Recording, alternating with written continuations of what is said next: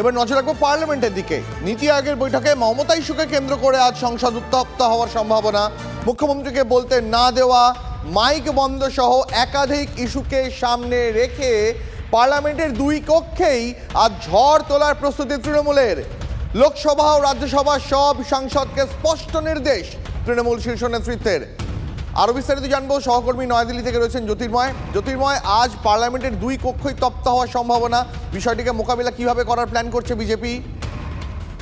দেখো, গতকাল সকালেই তৃণমূল কংগ্রেসের সমস্ত সাংসদদের কাছে কলকাতা থেকে একটি টেক্সট এসেছে, যে টেক্সটে বলা হয়েছে মুখ্যমন্ত্রী মমতা বন্দ্যোপাধ্যায়কে নীতি আয়োগে যে বলতে দেওয়া হয়নি সেই বিষয়টি সংসদের অভ্যন্তরে বাজেট বক্তৃতার আলোচনায় স্পেশাল মেনশনে, অর্থাৎ যেখানে সুযোগ পাওয়া যাবে সেই জায়গায় তুলতে হবে এবং এ নিয়ে আক্রমণাত্মক অবস্থান নিতে হবে।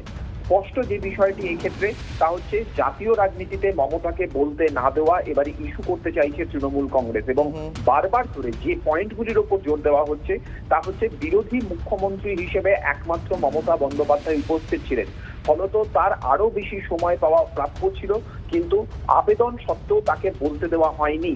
মমতা বন্দ্যোপাধ্যায় সংবাদ মাধ্যমের সামনে শনিবার যে কথাগুলি বলেছেন সেই বক্তব্যের খসড়া প্রত্যেক সাংসদের কাছে পয়েন্ট আকারে পাঠিয়ে দেওয়া হয়েছে এবং তাদেরকে নির্দেশ দেওয়া হয়েছে যে স্পেশাল মেনশনে তারা যাতে বিষয়টি উল্লেখ করেন তার জন্য সুনির্দিষ্ট নির্দেশিকা দেওয়া হয়েছে। এবং শুধুমাত্র আজ নয়, তার পাশাপাশি সারা সপ্তাহব্যাপী এই বিষয়টি তুলে ধরা হবে। এর লক্ষ্য একটাই, সরকারের সামনে এই বিষয়টিকে ইস্যু করে তুলে ধরা, পাশাপাশি কংগ্রেস সহ অন্য বিরোধীদের কাছে একটি বার্তা দেওয়া যে নীতি আয়োগে অন্যান্য মুখ্যমন্ত্রীরা, বিশেষত ইন্ডিয়া জোটের মুখ্যমন্ত্রীরা যোগ না দেওয়ার পরেও মমতা বন্দ্যোপাধ্যায় যোগ দিয়েছিলেন শুধুমাত্র প্রত্যেকটা বিরোধী শাসিত রাজ্যের বক্তব্য তুলে ধরার জন্য। তার মানে জ্যোতির্ময়, আজ পার্লামেন্টের দুই কক্ষই এই নিয়ে উত্তাল হওয়ার সম্ভাবনা রয়েছে। আপাতত তোমাকে ধন্যবাদ। নজর রাখবো বিধানসভা দিকে, বিধানসভার অধিবেশনে ও এবার নীতি আয়োগের বৈঠকের প্রসঙ্গ তোলা পরিকল্পনা তৃণমূলের। মমতা বন্দ্যোপাধ্যায়ের মাইক বন্ধ করে দেওয়ার অভিযোগ নিয়েও আলোচনার সম্ভাবনা। প্রশ্নোত্তর পর্ব শেষে এই বিষয়টি উঠতে পারে বলে সূত্রের খবর, অথবা জিরো আওয়ারে উঠতে পারে এই প্রসঙ্গ। বিধানসভায় এই ইস্যুতে সুর চড়াবেন তৃণমূলের মন্ত্রী বা বিধায়করা।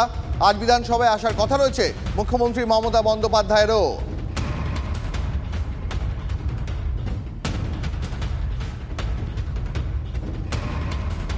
নীতি আয়োগের বৈঠক থেকে বেরিয়ে মমতা বন্দ্যোপাধ্যায় যে ক্ষোভ উগরে দিয়েছিলেন তারও একবার শোনাবো। আমি যেটা বলেছি সেটা হচ্ছে আমি দেশের স্বার্থে এবং বাংলার স্বার্থে, রাজ্যগুলোর স্বার্থে আজকে এসেছি, একা অপোজিশনের কেউ আসেনি। কিন্তু আপনাদের পরিষ্কারভাবে বলছি, আপনারা বাজেটে আমাদের বঞ্চনা করেছেন, আপনারা বাংলার সমস্ত উন্নয়নের প্রজেক্ট বন্ধ করে দিয়েছেন, আপনারা বিরোধী দলের কোনো রাজ্যকে কোনো সুযোগ দেন না এবং আপনারা আমাদের 3 বছর ধরে 100 দিনের কাজ বন্ধ, প্রধানমন্ত্রী আবাস যোজনা বন্ধ, রুরাল রোড যোজনা বন্ধ, সমস্ত কিছু বন্ধ করে রেখেছেন, এমনকি ফুড সাবসিডি পর্যন্ত দেননি। আমরা 1,71,000 কোটি টাকা পাই লাস্ট ইয়ার পর্যন্ত, এই বাজেটেও কিছু নেই, শুধু জিরো। এইটুকু বলার সাথে সাথে আমার মাইকটা স্টপ করে দিয়েছে। আমি বললাম, why you discriminate, why you stop me? I am only attending, you should be happy for that. Instead of that, you are giving more scope to your party, your government, and you only me on behalf of opposition, only I am there, and you stop my mic. আপনি আমার mic বন্ধ করে দিচ্ছেন। আপনাদের এই বঞ্চনা আমি মানি না, তাই মনে রাখবেন আমি চললাম।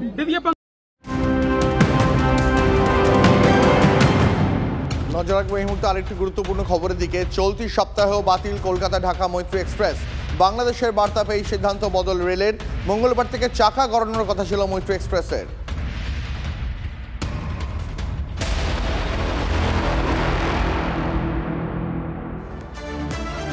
এতদিন গোর্খাল্যান্ড নিয়ে দাবি উঠত, এবার পাহাড় থেকে বঙ্গভঙ্গ বিতর্কের জল গড়াল নদিয়াতেও।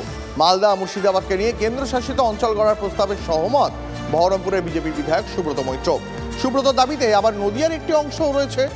অনুপ্রবেশের অভিযোগকে সামনে রেখেই বিজেপি সাংসদ নিশিকান্ত দুবে এবং বিধায়ক গৌরীশঙ্কর ঘোষের সুরে সুর মেলালেন সুব্রত। স্বাভাবিকভাবেই এই ইস্যুতে আরও জল ঘোলা হচ্ছে বঙ্গ রাজনীতিতে।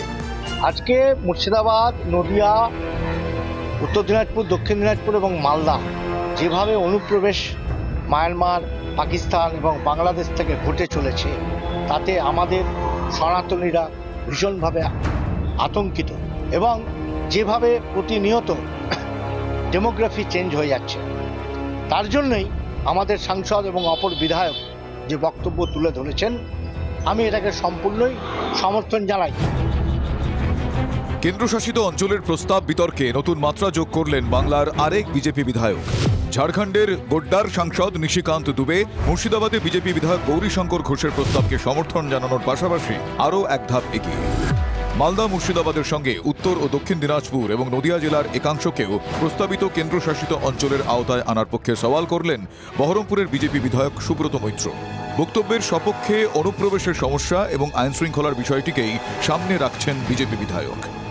কেন্দ্র সরকার এবং রাজ্য সরকার উভয়ের চিন্তা ভাবনা করা উচিত এ বিষয়ে। পুলিশ প্রশাসনের যারা চেয়ারে বসে আছেন তারা প্রতিনিয়ত এই জিনিসগুলো দেখছেন। তাদের হাতে আইন আছে, তাদের হাতে শাসন ব্যবস্থা আছে, কিন্তু তারা এগুলোতে কোনো কর্ণপাত করে না, দৃষ্টি দিয়েও দেখে না।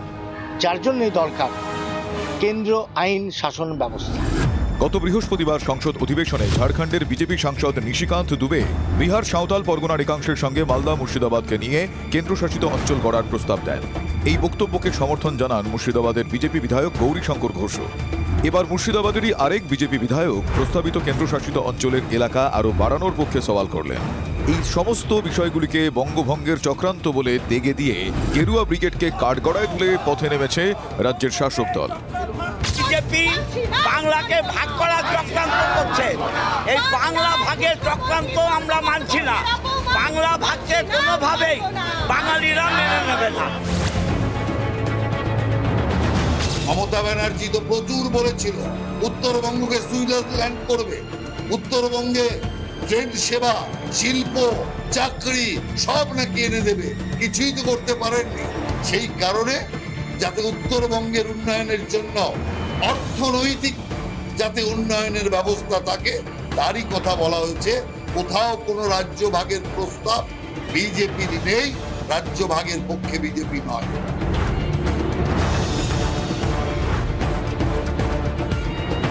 বাংলাকে ভাগের যদি কোনো চক্রান্ত কেউ করে থাকে, বাংলার জল, বাংলার মাটি, বাংলার মানুষ, তাকে ভাগ করার যদি চেষ্টা কেউ করে থাকেন তাকে ভুগতে হবে। এই চেষ্টা করেছিলেন মমতা ব্যানার্জি। দক্ষিণে মমতা, উত্তরে কামতা, এই চেষ্টাই করেছেন বিজেপির নেতারা। 2021 বিধানসভা নির্বাচনের ফল ঘোষণার পর উত্তরবঙ্গকে বঞ্চনার অভিযোগে পৃথক রাজ্য অথবা কেন্দ্রশাসিত অঞ্চল হিসেবে গড়ে তোলার দাবি তোলেন বিজেপির একাধিক জনপ্রতিনিধি। কিন্তু এই ইস্যুটি রাজনৈতিক আলোচনার বিষয়বস্তু হয়েই থেকে গিয়েছে। এবার মালদা ও মুর্শিদাবাদকে কেন্দ্র করে কেন্দ্রশাসিত অঞ্চল গড়ার প্রস্তাব নিয়ে বিতর্কের জল কতদূর গড়ায় সেদিকেই নজর পর্যবেক্ষক মহলের। কৌশিক ঘোষ, সনদ মাঝি ও সুমন মহাপাত্রর রিপোর্ট, TV9 বাংলা।